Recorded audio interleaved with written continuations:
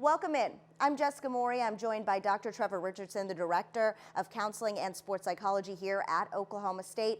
Dr. Richardson, can you just give a brief synopsis of what you do for our OSU athletes? So in my role as a director, I provide individual and group counseling for our student athletes as far as personal issues, as far as performance enhancement, and we also do substance abuse assessment and treatment and along those lines too for student athletes. Right now, it's a tough time for not only our student athletes, but everyone in the country. What are some things that affect our student athletes' mental health right now with everything that's been going on? Just uncertainty on what's going to be happening next. It can be scary for anyone, and so especially with student athletes who are having their seasons interrupted, their classes interrupted, everything going on. When you think about that, lots of times anxiety is with the future, is with the unknown. And so that is ramped up when they're getting double duty as far as their academics being impacted in a negative way and their sport being impacted in a negative way, and they don't have that ongoing interaction with their teams on a day in, day out basis. So there's just so many moving parts that it makes sense that anxiety can really kick up. And how do you feel like the lack of competition can really affect their mental health? Really, it gets back to that idea of routine. You know, they've been busting their backsides for all year long, so that way they can be competing. Or if you're in the off season, you're used to this certain routine of we are working together in the off season workouts, and that is completely thrown in flux. And so if it's either they're missing out on their season, you know, that's tough to accept. It's not something we have to like, it's not something we have to agree with, but if we can work on accepting it, we're going to be better off for it in the long run. But if you think about working that long and that hard for something and then not being able to see it through, it's tough to take that. What advice do you have for our student athletes who are going through that right now? I'm going to sound probably a lot like their coaches when they talk about control the controllables.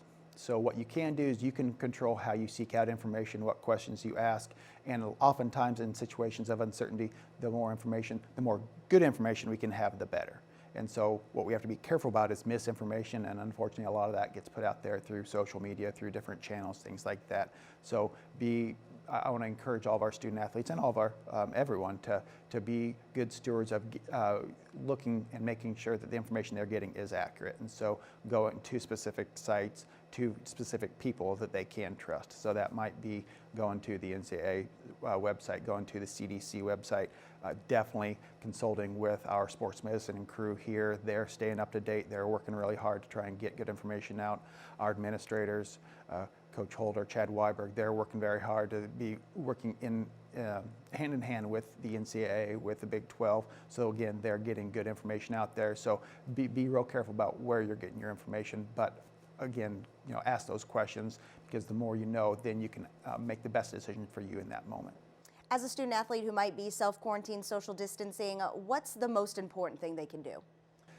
It's a balance. It's staying connected, but sometimes if our connection is all through social media, there's a lot of research out there that shows too much social media can have an effect as far as depression, anxiety, things like that. So there's got to be a time where you unplug a little bit.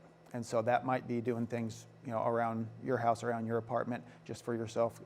You know, if it's a nice day, go take a walk. If it's just taking care of yourself. And sometimes that is unplugging from everyone.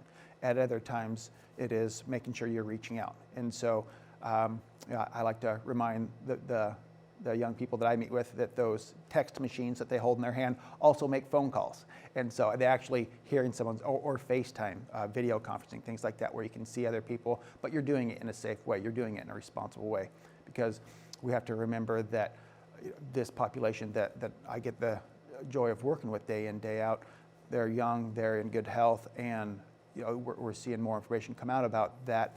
But if they carry it, they could take it to a more vulnerable population. So making sure that we see our piece within the bigger puzzle of our nation, and you know, globally even. And what resources are available to the student athletes during this time? Okay, so we have, you know, sports medicine. Obviously, we have, you know, Dr. Ivan is the head there, and then all of our athletic trainers who are continuing to work hard. So if you're having, you know, any concerns along that medical side, make sure you're getting in contact with them, and they know all the up-to-date protocols on how to utilize University Health Services or Stillwater Medical Center, or if you are calling from home and helping you get in contact with the medical side of things there. As far as me, I'm always available on the mental health side of things, and so we are in the process of getting all the last steps finalized, so that way I can provide a secure video conference that is HIPAA compliant, which basically means we can assure that it is secure and that it's not going to be, that the privacy is going to be maintained. And so I can set up meetings with student athletes through that, where again, we're going to be responsible about not trying to pass germs back and forth, but they can still get their needs met. They can always call me, they can find me through Teamworks, the app, they can text me through that, so they can reach out in a lot of different ways, reach out to your coaches, but then also remembering the friends and family, all those people are resources for us on a day in, day out basis. They can reach out to me if it gets to the point where they feel like, okay, we need some professional help. If they're around here, I can continue to see them. If they're at home and that might be far away and it's not going to work out where I can continue to provide services, I have lots of colleagues across the country that I've been working with over the last week to try and get resources in place and try and get them what they need as quickly as possible. Awesome. Thank you so much, Dr. Richardson. That's going to do it for us. Stay safe and wash your hands.